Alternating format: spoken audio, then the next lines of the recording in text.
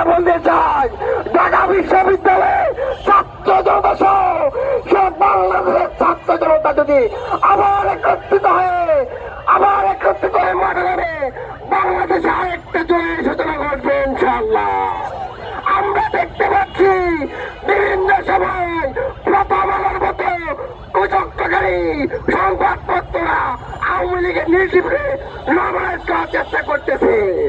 আমরা দেখলাম ওই কুচক্রকারীদের দ্বারা আমাদের হাদি ভাইকে গুলি করা হয়েছে। প্রিয় ভাইরা আমার, আমরা বলতে চাই বুক পেতেছে গুলি কর, বুকের ভিতর অনেক জোর, আমাদের বুকে গুলি কর। আমরা ছাত্র জনতা যদি আবার মারা যাবে, তোরা আর পালানোর জায়গা পাবি না ইনশাআল্লাহ। ইন্টারিমকে বলতে চাই, আপনাদের কিসের নিরাপত্তা? এই বাংলাদেশের জনতা আপনাদেরকে বুঝিয়েছিল আমাদের আকাঙ্ক্ষাকে পূরণের জন্য, কিন্তু আমাদেরকে দেখতে পাই তারা নিজেদের আখের গুতারে ব্যস্ত হয়ে পড়েছে। প্রিয় ভাই আমার, আমরা এই আদিবাসীদের পালাতে বলতে চাই, বাংলাদেশে আবার জয় হবে যদি উসমান হাদি ভাইয়ের কিছু হয় ইনশাআল্লাহ। জুলাই আন্দোলনে আমাদেরকে যারা সামনের সারি থেকে নেতৃত্ব দিয়েছিলেন, তাদের মধ্যে অন্যতম একজন ছিলেন উসমান হাদি ভাই। জুলাই আন্দোলনের পর আমরা অনেকে ঘরে ফিরে গেলেও হাদি ভাই ঘরে ফিরে যায়নি।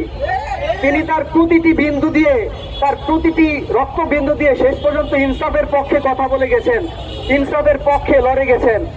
আজ কুলাঙ্গাররা এক বর্বরচিত হামলা চালিয়েছে হাদি ভাইয়ের উপর, কিন্তু আমরা স্পষ্টভাবে বলে দিতে চাই, গুলি করে কি হাদি ভাইদের দমিয়ে দেওয়া যাবে? এক হাদি ভাইকে গুলি করেছো, শত শত হাদি ভাই তার জায়গায় দাঁড়িয়ে যাবে। ইন্টারিম সরকারকে বলে দিতে চাই, 24 ঘন্টার মধ্যে এই বর্বরচিত হামলার তদন্ত করুন এবং যারা হাদি ভাইকে হামলা করেছে তাদের যথাযথ বিচার নিশ্চিত করুন। কথা দীর্ঘায়িত করবো না, সবার কাছে আহ্বান করছি, আমরা হাদি ভাইয়ের সুস্থতার জন্য দোয়া করি। সবসময় তারা তৎপর ছিল। আর এই উসমান হাদি ভাইরা এই দেশকে, এই দেশের সার্বভৌমত্বকে, দেশের স্বাধীনতাকে, এই দেশের মধ্যে দেশকে স্বৈরাচারের থাবা থেকে, সন্ত্রাসীদের থাবা থেকে দেশকে রক্ষা করার জন্য সবসময় তৎপরতা দেখিয়েছে। আর এই তাদের তৎপরতাকে ভয় পেয়ে একদম সন্ত্রাসী মহল, স্বৈরাচারের যে কুচক্রী মহল, তাকে এভাবে গুলিবিদ্ধ করেছেন, তাকে এভাবে রক্তাক্ত করেছেন। আমরা বলতে চাই, আমরা জুলাইয়ের প্রজন্ম, এই উসমান হাদি একক কোনো হাদি না, আমরা সদ্য রক্তগঙ্গা পার হয়ে, জুলাইয়ের রক্তগঙ্গা পার হয়ে এখানে এসে দাঁড়িয়েছি। আমাদের এই উসমান হাদি ভাইরা এক একটা চেতনা, এরা এক একটা প্রজন্মের দাবিদার। ওদেরকে নিঃশেষ করা খুব সহজ না। ওরা যদি মারাও যায়, উসমান হাদি ভাইয়ের কথা ভাষ্য অনুযায়ী বলতে চাই, ওনার আবেগকে নিয়ে কথাটা বলতে চাই।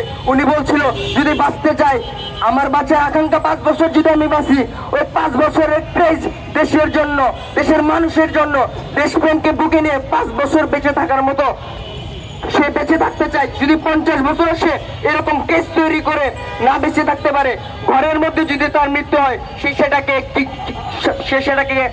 সেটা তার কাম্য নয়। তো দেখেন, এই চেতনা, এই জুলাইয়ের যে চেতনা, উসমান হাদির যে চেতনা, এগুলোকে ধূলিসাৎ করা। উসমান হাদিকে আপনি কি করতে পারবেন?